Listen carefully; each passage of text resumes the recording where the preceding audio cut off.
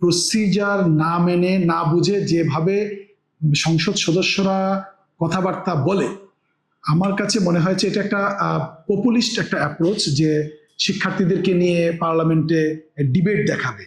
তো কিন্তু ডিবেটের নামে যা ঘটে সেগুলো না দেখিয়ে বরং শিক্ষার্থীদেরকে তাদের ক্লাসরুমে শিক্ষার পরিবেশ নিশ্চিত করা এবং কোন ধরনের কোন মানের শিক্ষা নিশ্চিত করতে হবে তার জন্য স্টেক হোল্ডারদের সঙ্গে বসে ফিজিবিলিটি স্টাডি করা, এইটা হচ্ছে জরুরি কাজ। যেমন আপনি দেখুন, জেলায় জেলায় বিশ্ববিদ্যালয় স্থাপন করছেন, জাতীয় বিশ্ববিদ্যালয় গর্বের সহিত বলে যে আমরা সবচেয়ে বেশি পরিমাণে গ্রাজুয়েট প্রডিউস করি, আর সেই গ্রাজুয়েটদের কোনো চাকরির সুযোগ নেই, অর্থাৎ আপনার যে পড়াশোনা শেষে তার যে চাকরি, তার সাথে একটা সম্পর্ক রাখার কথা ছিল সেটা আপনার রাখতে পারছেন না। অথচ আপনি জুলাইয়ের পরে, জুলাই গণ অভ্যুত্থানের পরে আপনার হয়তো সেই পপুলিস্ট জায়গা থেকেই হয়তো মাননীয় মন্ত্রী এরকম কথা বলছেন। আসলে এই জনতুষ্টিমূলক কাজ থেকে সরে এসে যদি বাস্তবতার সঙ্গে মিল রেখে এবং যুগের চাহিদা এবং বৈশ্বিক চাহিদার সঙ্গে মিল রেখে আমরা যদি এডুকেশন সিস্টেমটাকে চিন্তা করতে পারি এবং আমরা ভবিষ্যৎকে মাথায় রেখে কাজ করতে পারি, তখন হবে সফলতা।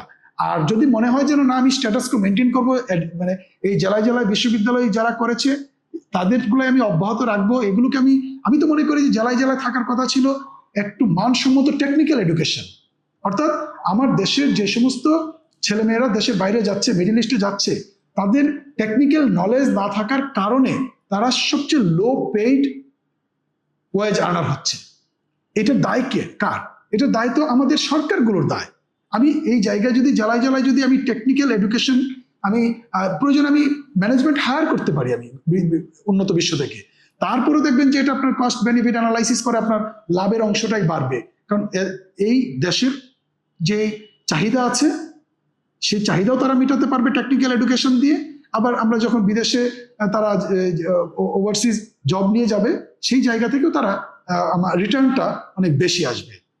সো এইভাবে সংসদে শিক্ষার্থীদেরকে নিয়ে সংসদ অধিবেশন দেখানোর মতো পার্লামেন্টে অধিবেশন বর্তমানে চলে কিংবা মানে স্মরণকালে চলেছে বলে আমার কাছে মনে হয় না। বরং এগুলো যত কম দেখবে পার্লামেন্টের ডিবেট, আমার কাছে মনে হয় যত কম দেখবে এই শিক্ষার্থীরা ততটা ভালো থাকবে। আদারওয়াইজ তারাও দেখবেন যে সহিংস প্রবণ হবে, কুতর্ক শিখবে এবং বুঝবে যে যোগ্যতা না থাকা সত্ত্বেও পার্লামেন্টে যাওয়া যায়। আমি তাদের সবার প্রতি আমি অসম্মান দেখাচ্ছি না, বাট যে ধরনের আলোচনা আমরা দেখি, যে ধরনের কার্যক্রম দেখি, সেই পরিপ্রেক্ষিতে আমার কাছে মনে হয়েছে পার্লামেন্টে তাদেরকে না নিয়ে বরং ক্লাসরুমে প্রপার এডুকেশন দেওয়াটা জরুরি।